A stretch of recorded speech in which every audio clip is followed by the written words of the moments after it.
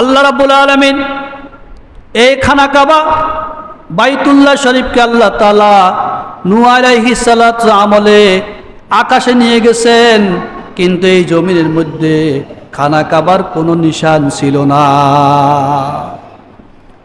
মাত্র আসহাব আর নাইলা দুইটা মূর্তি ওই স্থানে ছিল। এই দুইটি মূর্তি ছিল খানা কাবার নিশান। এইভাবে নূহ আলাইহিস সালাতু ওয়াসসালাম দুনিয়াতে যাওয়ার পরে হাজার হাজার বছর অতিবাহিত হলো। আল্লাহ তাআলা সাইয়েদনা ইব্রাহিম আলাইহিস সালাতু ওয়াসসালাম বললেন, হে ইব্রাহিম, তুমি খানা কাবা নির্মাণ করো। কি করো? ইব্রাহিম আলাইহিস সালাতু ওয়াসসালামকে বলছেন খানা কাবা নির্মাণ করো, তৈরি করো।